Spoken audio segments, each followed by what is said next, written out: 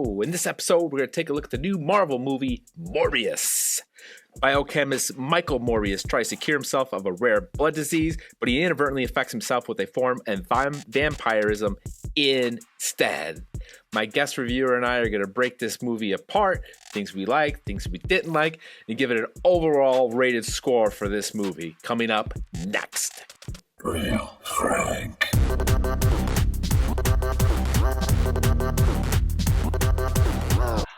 All right, my guest reviewer is my Marvel expert, NYLES. Welcome back to the show, NYLES.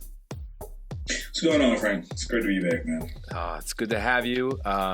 This movie, Morbius, what did you think of this movie overall? What did I think about the movie Morbius overall? I mean, we're bringing Morbius into this Marvel world now, right? So... yeah. I mean, you know, as a movie, it was a movie, you know? I mean, yeah, that's really all I can say. I want, as far as Marvel character introductions, this is probably one of the worst ones. Yeah, it was pretty bad, wasn't it? I don't know if I would use bad to describe it. It was just like, maybe it's just because I have such a high standard for movies nowadays. I feel like we're just in such a golden era where you can do so much better. So I don't know if I would use bad, but definitely not good.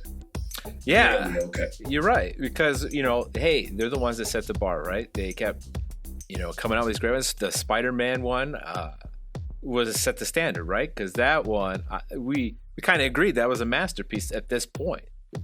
Absolutely, and not just in Marvel movies, and then all movies. Like, that was a hitter.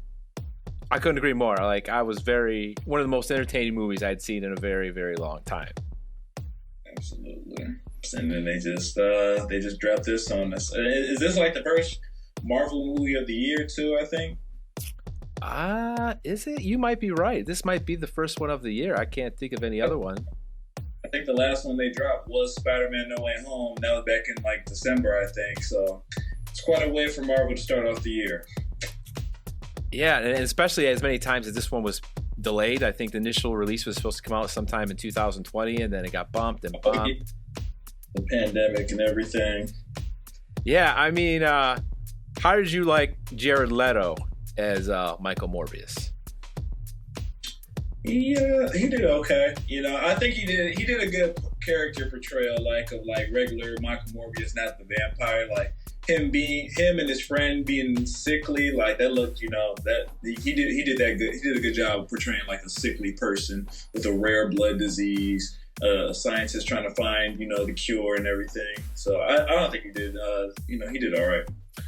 What I think would have helped this movie, NYLES, is if they had the balls to go all in on this one, meaning they would have made it a rated R movie and, you know, went with it, like made it a true vampire movie. Let's have a little gore in it. Let's add the violence into it. I mean, went all in, and I think it would have changed this movie dramatically if they had the balls to go in all Marvel on this one. Yeah, I absolutely agree. You hit it right on the nose there. Like, for a vampire movie to have the least amount of blood that they were probably allowed to have, I mean, like, I feel like you said, if they had a drop, say they dropped this around Halloween and they dropped it like an actual horror movie, you know, this would have did some things. You know what I'm saying? Like, changed everything. There was one part where he like slashed the guy's throat, and he's just holding his throat, and no blood comes out. Nothing shoots through his fingers. I don't even know if he hit him. Yeah. You know what I'm saying? Yeah, like, it didn't even look like he barely hit him. He might have just been faking. You know, maybe he was like, oh, you know, maybe I'll just, act like he got me. You know, he'll just walk away. You know, act like I'm choking. But hey, whatever, man. But they couldn't do it, right? Because they had to stick with the PG-13. They're trying to get all the money they possibly can. And I guarantee they would have gotten the money, like you said, timing it. Let's do it in October. Let's make it rated R. Game changer. Game changer. But they didn't have the balls. Disney didn't have those balls to throw them out there and say, you know what? Let's do something different. And they would have had a massive hit. And people would have been blown away if they would have just went all in with it.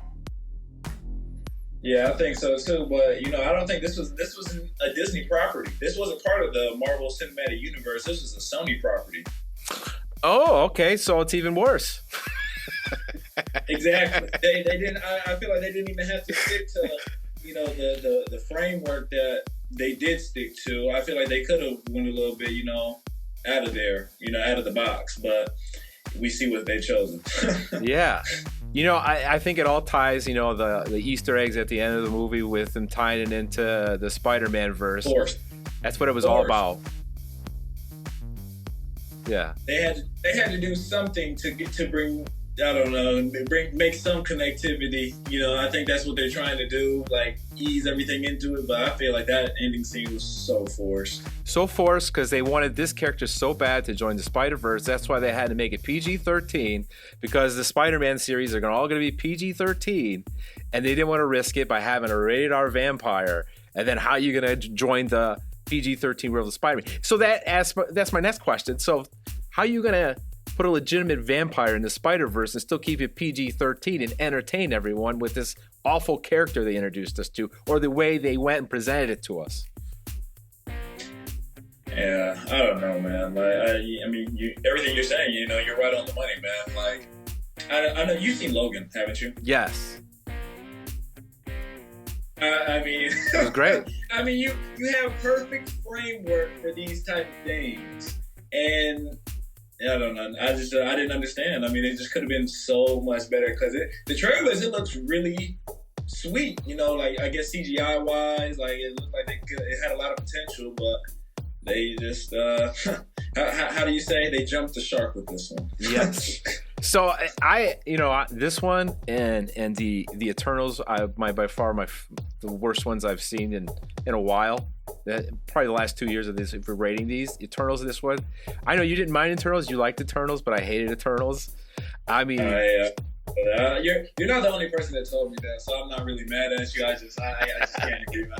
I understand. I understand. You're entitled to your opinion. That's why we do these things. That's okay. I just didn't like it. This one was just as bad. The only thing that salvaged, that I found a little cool in this movie that I thought was different, it's very minor, was the CGI when they were moving really fast, like the particle trail, like the way they showed the streaks behind them when they moved. Because I thought that was brilliant in the sense they're moving so fast, so you don't want it to look cartoonish CGI, because they're supposed to be real people, and they don't have that particle to kind of blur out the character as their CGI. I think it would have looked awful. But blurring it out like that, I kind of like that, because it helps salvage the reality of it to some degree.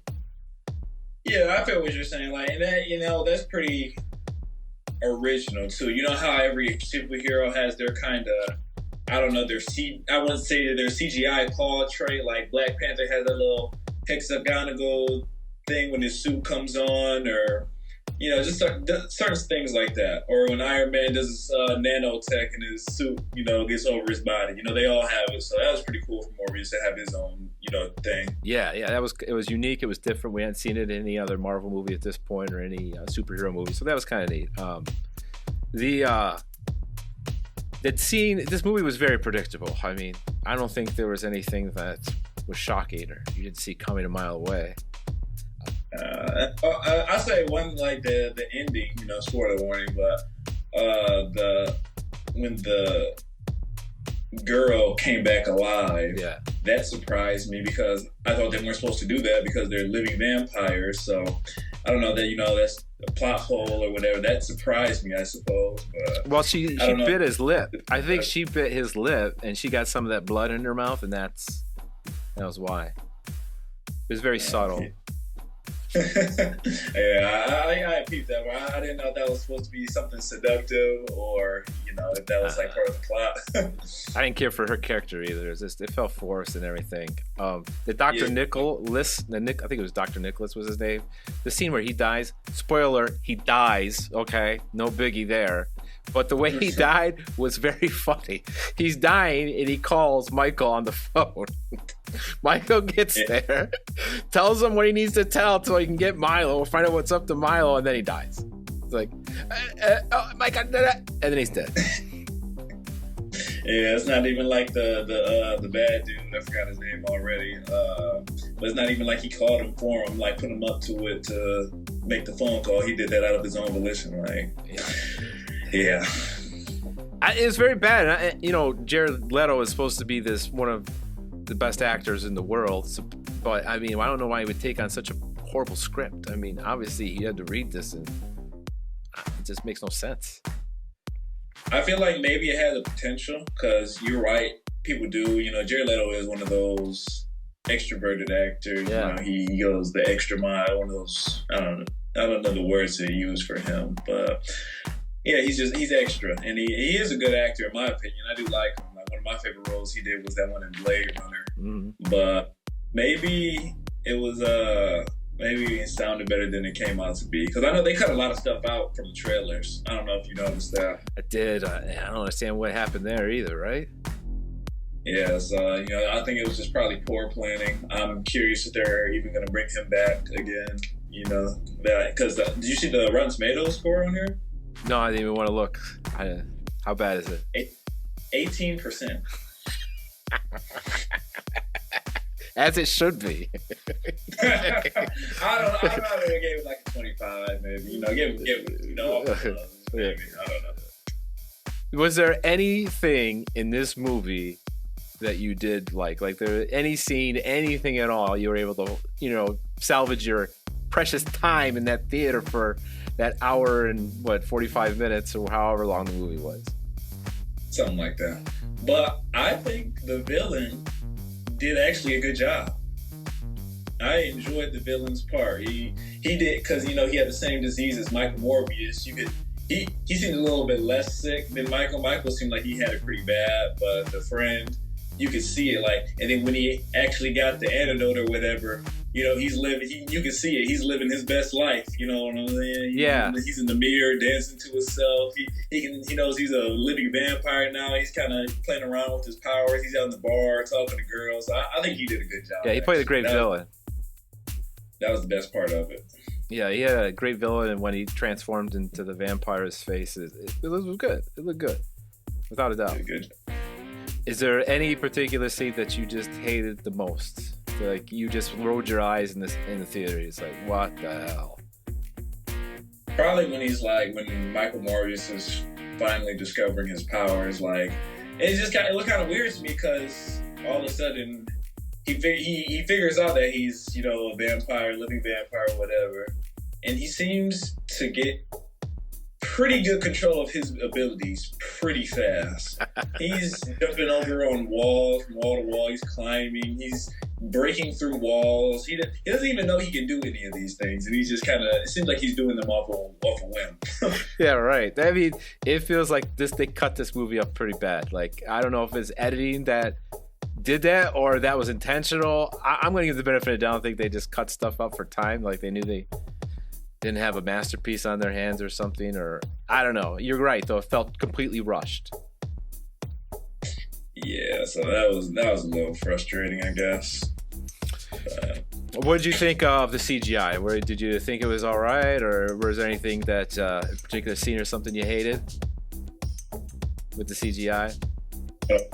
Say that one more time. You kind of. Oh yeah, no worries. The CGI. Were you impressed with the CGI or anything that bad scenes in the CGI you didn't like, or you were pretty satisfied with it? I liked this. Actually, I guess I did like the CGI because I did like the thing was okay, like you said, how they were when they caught their movements, like the trailer left behind. I liked that a little bit. And I really liked their transformations into vampires, like how it kind of progressed. Like it wouldn't just happen all at once. You would see the in between stages of human turning into vampire. You just see the subtle, the nose snarled up or the ears do that little whatever it was, so they could hear better. Yeah. And their eyes, their eyes would change. Yeah, that was pretty cool. But yeah, that was pretty my favorite, at least. Yeah, CGI. Yeah, I agree. His transformation, his face, the details in his face when he transformed, and the whole, like I said, flying through. I thought they did a pretty good job. I mean, yes, the movie, in my opinion, sucked ass, but they salvaged it with some entertaining special effects for sure. Do you think there's going to be a sequel to this, like its own separate movie? Obviously, he's going to Spider-Man's world. We know that. but do you think they kick it off with another movie of this? I don't know, man. I mean, honestly, they might get sued for ripping off Dark Knight for taking some of their music or trying to copy. I don't know if you know this. I did. There was some similarities for sure. They might go. They might get bankrupt. They might fire this director. Did you ever see there was a movie in the 80s, a vampire movie called The Lost Boys. Did you ever see that? I don't think so. It was like these kids and they turned into vampires. Anyway, one of the main characters, his name was Michael, and every time they said his name, I'd always like flash back to that, like Michael from The Lost Boys. So that'd always take me out a little bit, you know. I feel that, man. All right, so we're kind of on the same page. So let's just go ahead and rate this thing. Overall, how do you score this movie? 1 to 10, 10 being the best score.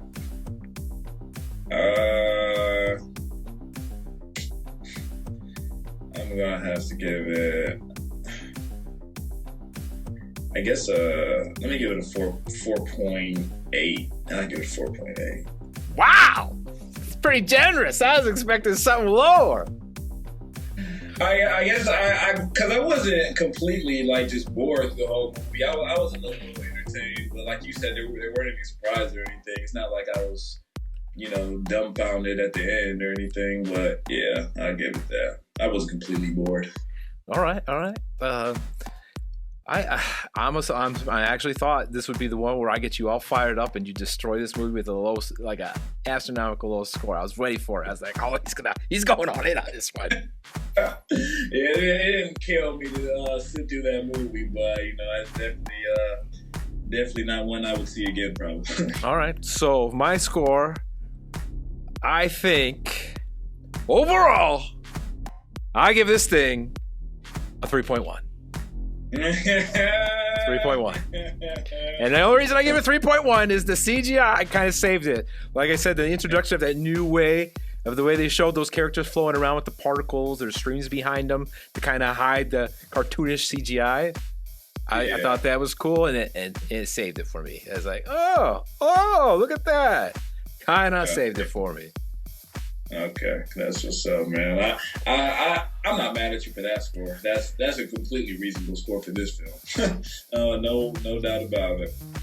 So you gave it was a 4.1, you said? You didn't. I gave it a 4.8, but we can lower it to we can be. No, 4.8. No, you're good. I'm gonna keep you scoring 4.8. No worries. That's your opinion. 4.8. I don't want to sell you. I'm not trying to sell you. No, you're all good in the hood, man. I don't think your score was all off too bad, man. Honestly. All right. So our review of Morbius, Niles gives it a 4.8. I give it a 3.1. That's our review. Thanks for watching.